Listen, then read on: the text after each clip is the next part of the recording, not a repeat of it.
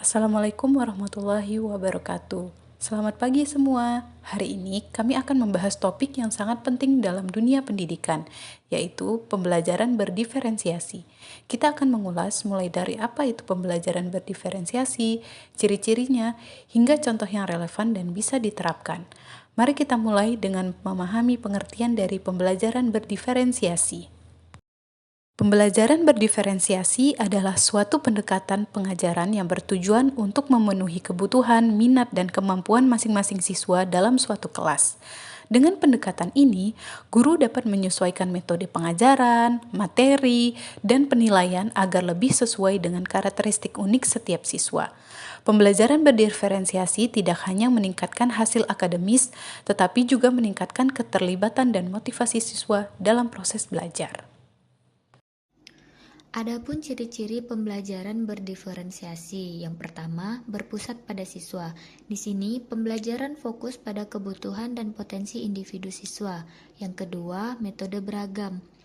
Pada pembelajaran ini dapat dilakukan melalui berbagai gaya belajar seperti visual, auditori, dan kinestik. Yang ketiga, fleksibel.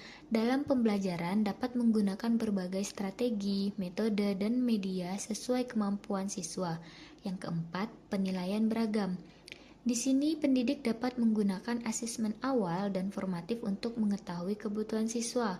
Yang kelima, adaptasi materi. Di sini, pendidik dapat menyesuaikan materi ajar agar sesuai dengan kebutuhan, kemampuan, dan gaya belajar siswa yang berbeda-beda.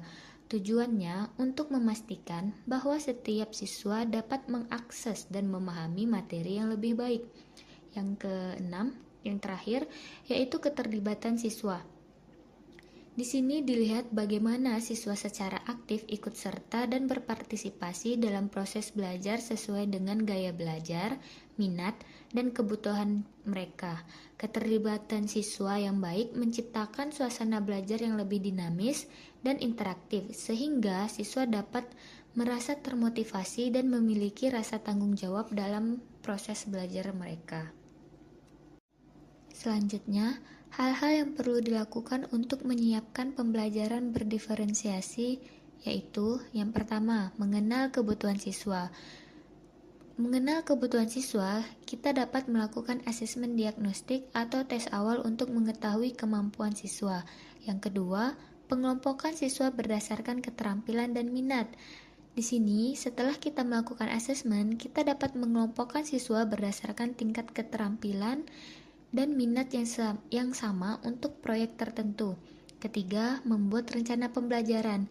Kita dapat menyusun materi dan metode pembelajaran apa yang dapat kita sesuaikan di berbagai kebutuhan.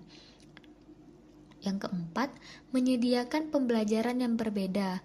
Di sini, kita dapat memanfaatkan buku, video, aktivitas interaktif, ataupun teknologi sesuai dengan gaya belajar siswa. Yang kelima, mentoring dan penilaian yang beragam seperti penilaian formatif atau rubrik yang fleksibel. Di sini kita dapat mengevaluasi kemajuan siswa secara rutin dan menyesuaikan pembelajaran sesuai perkembangan mereka untuk kedepannya. Contoh pembelajaran berdiferensiasi. Peserta didik mempelajari mata pelajaran tentang penanganan pasca panen. Pada mata pelajaran ini, pendidik dapat melakukan tahapan seperti menyampaikan capaian pembelajaran pada mata pelajaran penanganan pasca panen, kemudian memberikan asesmen awal pada peserta didik untuk mengetahui kemampuan peserta didik. Selanjutnya menyiapkan berbagai metode pembelajaran, mulai dari pembelajaran dari buku maupun dari video. Selanjutnya peserta didik juga dapat melakukan pembelajaran secara langsung melalui praktikum bersama. Hasil praktikum dapat dipaparkan dalam bentuk video, poster, laporan, ataupun demonstrasi langsung. Sebagai contoh kasus, guru memulai dengan menampilkan video singkat tentang proses penanganan pasca panen dari panen hingga didistribusi.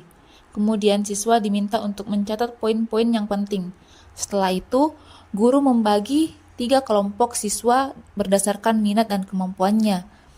Pada kelompok pertama itu melakukan kunjungan ke pasar untuk mengamati teknik penyimpanan sayuran. Kelompok kedua menghadiri workshop pengemasan, lalu membuat model kemasan menggunakan bahan yang tersedia. Kemudian kelompok ketiga melakukan analisis biaya penggunaan teknologi dalam penanganan padi dan menyusun presentasi. Setelah kelompok mempresentasikan hasil kerja mereka, kemudian guru memberi umpan balik. Sekian yang dapat kami sampaikan. Terima kasih. Semoga dapat bermanfaat.